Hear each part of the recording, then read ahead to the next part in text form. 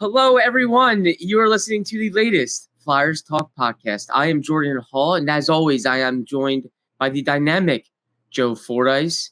And Joe, what a wild game on Thursday night for the Flyers. An entertaining game and a game that ended in a 4-3 overtime loss for the Flyers. Garnet Hathaway gets tossed for a questionable boarding call and a game misconduct. Joel Farabee plays only 56 seconds because he gets benched. Joe, let's start with Hathaway. John Tortorella was irate with the call. The Flyers didn't agree with it. What did you see? What did you think of it?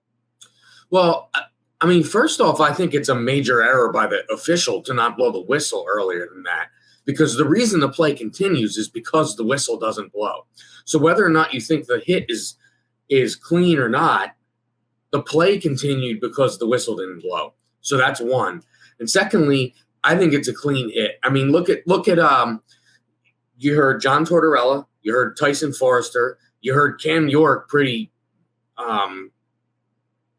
candidly say how bad of a call it was last night, and Scott Lawton. So you had kind of in unison, everybody was agreeing that this was not it was not a good call. And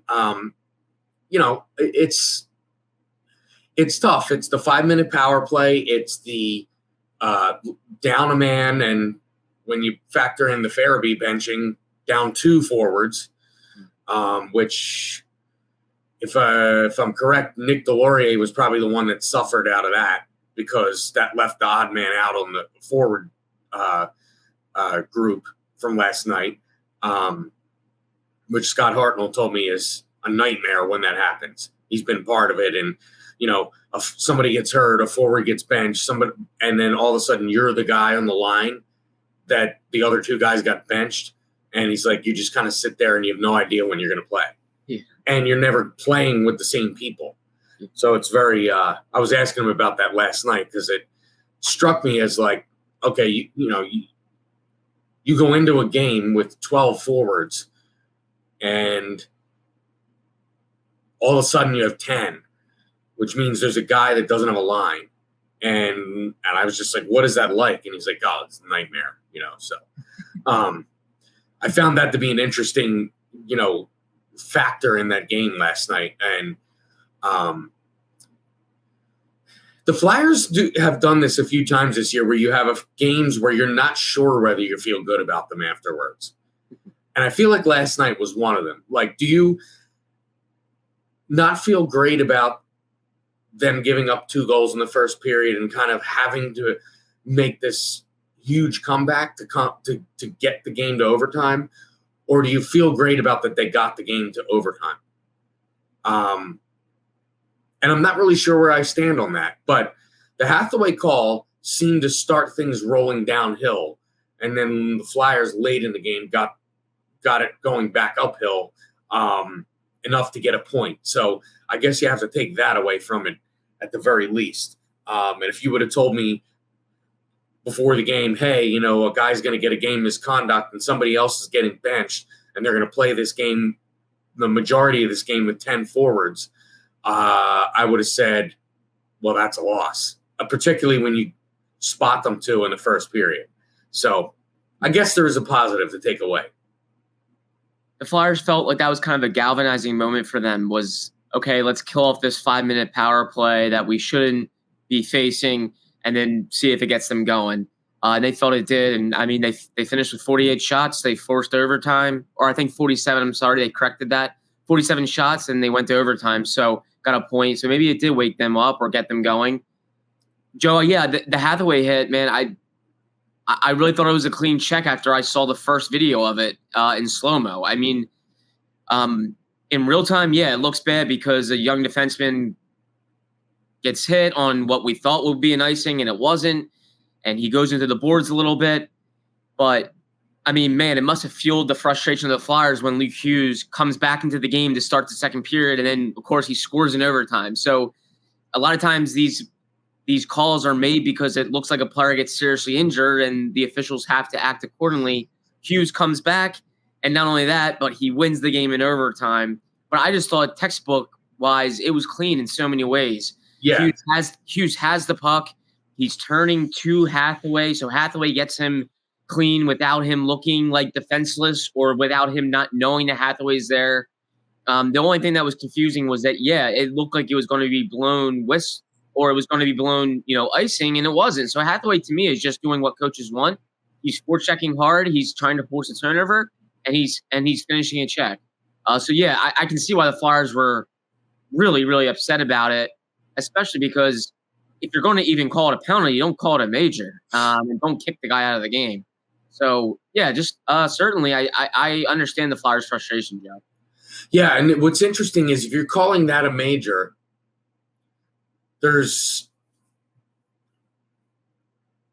you got the sense that the people weren't, obviously John Tortorella was visibly unhappy and verbally unhappy with the call during the game.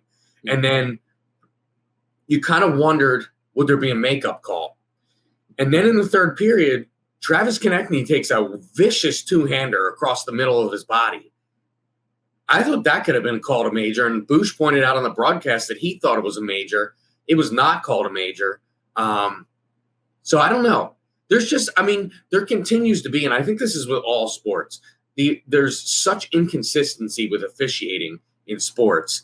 And that's just across the board. It just seems, baseball umpiring, we know every summer it's a huge talking point because of something that happens in one or some of the Phillies games. Football, it's a topic every week. It just seems like it's a hard thing to get right. And last night was one of those instances, and really like the bottom line on that play is the whistle has to be blown. And it has to be blown way before it got blown, because the only reason the hit looks bad is because the whistle blew, in my opinion. And it blew late. But then once the whistle blows late, like, you're not thinking about the whistle blowing late. You're just thinking about this hit happened after a whistle. Yeah. And that's unfortunate. And I thought the injury, he looked bad. He did the arm hanging, like his shoulder I was like, oh, that's a minimum separated shoulder. I don't know what they did, but he certainly didn't look like he was feeling any of the effects of it when he started the second period on the Devils' power play. So, good for him. He's a bright young player in this league, and nobody wants to see a guy like that get hurt. But I was really surprised, and as you said, I do think like maybe something happens, and the guy thinks that he felt an injury that it wasn't. He goes off the ice. It looks bad. The severity of the penalty is then called potentially on the result of the play, and then the result of the play becomes not, because he's back out there to start the second period. And it's like, okay, well, these guys playing two forwards short had to kill a 5-minute penalty. And, just a bizarre game. Celebrity cook Steve Martirano brings his Italian-American cooking back home to Philly. Enjoy Martirano's Prime at Rivers Casino and Steve's famous meatballs with Sunday gravy, prime steaks, and more. Make reservations for Martirano's Prime on Open Table. Another puzzling aspect, Joe, was Joel Farabee playing 56 seconds, being benched after his second shift, and he was glued to the bench the rest of the game. Joe, what did you think of Tortorella's decision to do that? I felt Farabee has been one of their best forwards with and without the puck, and he does one thing to displease John Tortorella, and he doesn't see the ice again. How'd you feel about that decision? Well, now I'm totally assuming what the play was, but I'm assuming it's on the first Devils goal. When Sanheim pinches, he follows Sanheim in, and then there's nobody back. The other way, goal. It's odd to me to bench one of your top forwards on that moment alone. So I'm not convinced it was just that. That might have been a tipping point. Who knows if there was something last game that he didn't like. But obviously, as he said, there was something that he told him and he didn't listen to it. And the only thing we could figure is that particular play where he didn't cover up the point when Sanheim pinched. Okay, I mean, to me, that happens in every hockey game. Yeah. There's a point where a defenseman, especially this day and age in the NHL, with defensemen being so offensive-minded, there's so many times during a game when a defenseman's going to pinch, and maybe a forward follows them because it's their instinct. So, again, I don't believe it was that and that by itself. Tortorella didn't say it was that and that by itself. So, I don't know. We'll see if something comes out of it. Joel, of course, wasn't available after the game, so I don't think he would have said anything anyway, as far as what it was about. But it is a tough spot when you're facing a team that A, is in your division, B, you're going to be close with in the standings all year, you presume. And at that point, it's a 1-0 game, and you're at home. I don't know. It's a tough decision, and that's why I'm not convinced it was based on one play, because to bench a guy in that spot in that game against that team, I don't know. I think there has to be a little more to it. John Tortorella said the reason was because Joel Farabee didn't listen, and then he didn't want to expand any further on the specifics of that. So I don't know if there was something in pre-scout where they mentioned to Farabee about back-checking and making sure you don't pinch too aggressively because we want to prevent odd man. I mean, you could see playing this Devil team in their particular forward group, you could see there being a big discussion in pre-scout about, hey, if you play around like this and you don't cover up the points, these guys are so fast, particularly Jack Hughes, but Dawson Mercer, they have a lot of forwards that are really fast. And they end up on odd man breaks, which we saw a ton of last night. So you figure maybe that conversation was part of this equation. And I don't get it because I'm a little confused by it, and I have some issues with it because, one, I think Farabee's played really, really well this season. I think he's been one of their better forwards, and that's not just scoring-wise. That's without the puck. He always gets commended for being smart away from the puck and handling those responsibilities. So if he made one mistake there, that's a pretty short leash. And later in the first period, they gave up a 2-on-1 odd-man rush and with Jack Hughes on it. So clearly the Flyers didn't play that very well either, and no one got benched after that. So with the Joel Farabee thing, I think that's a really, really short leash. I could maybe see sending a message, bench him for the rest of the first period, maybe bench him for the second if you want. I feel like he would learn his lesson there, or at least understand what he did wrong. You can talk to him at intermission even. This is a winnable game. It's a player that I think has handled things well like this in the past. A full game benching like that in front of the home fans, I just don't quite understand it. And let me say this too. When John Tortorella says he didn't listen and then he doesn't want to say anything further, he feels like he's not giving us the inside scoop, which is true. But listen, fans pay money to come to games. They are the biggest investors. Joel Farabee is one of the youngest, brightest players in this rebuild. People pay money to come watch him play. He makes $5 million a year. So the fans want to know a little bit more about why one of the brightest young players on this team sat for the entire game aside from 56 seconds of his two shifts. It just doesn't make a lot of sense. So that's the point of giving a little more information on why this kid did not play in this rivalry game, this important player to this rebuild. So that, I think, is why maybe fans are going to be a little frustrated too, is that they barely know why the kid didn't play. And the only reason we might learn more is because we'll talk to Farabee at practice on Friday.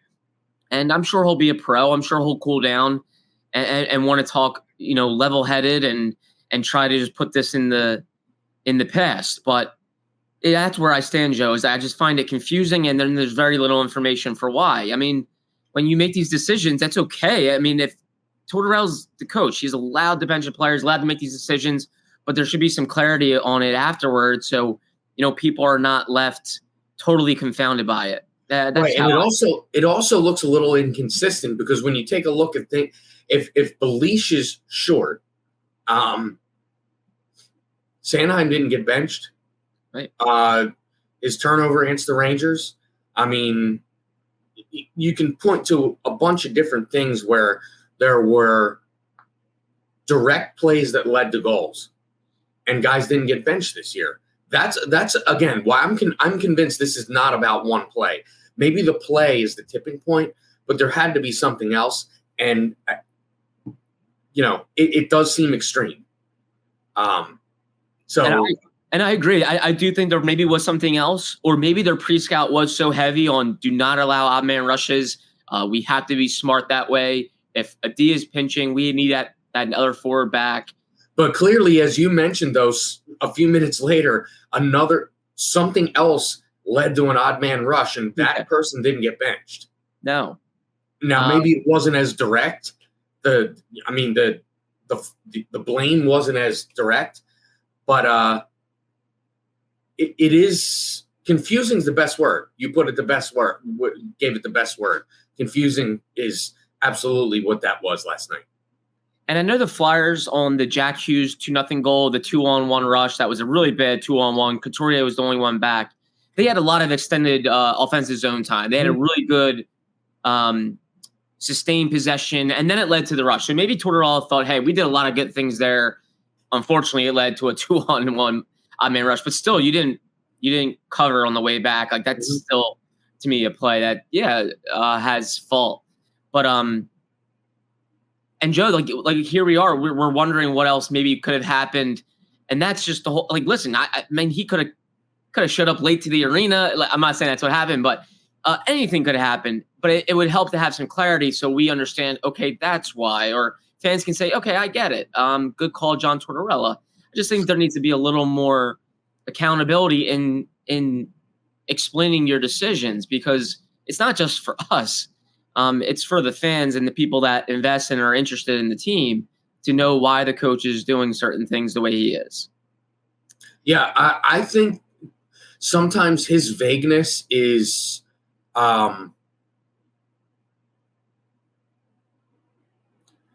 maybe his way of, I don't want to say too much.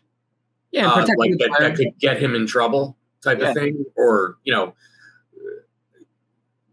further annoy the player. Like maybe he doesn't want to dime out a player, but at that point last night, you're already dimed out the player. Yeah. But it leads to things like this. It leads to speculation. What else could have happened? And I don't think John Tortorella cares that we speculate.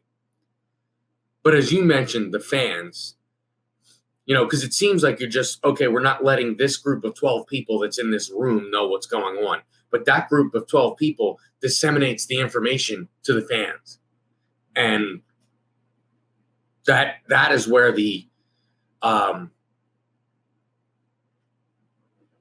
don't want to say they're owed the information, because they're not. It's John Tortorella's team.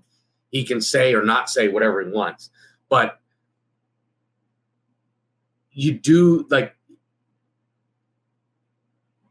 it's a bit of a tough look when you talk about the fans and a big rivalry game and all that sort of stuff. And then one of the guys who's clearly going to be here for this, he's going to be a centerpiece in this rebuild, and he didn't play the whole game virtually.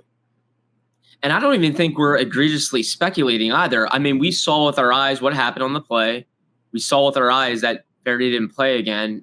And then Tortorella was asked about it afterwards. So we got information, but clearly there's a lot of things that we don't know. And that does. Yeah, the speculating is merely just that it had to do with more than just that play. Exactly. Yeah.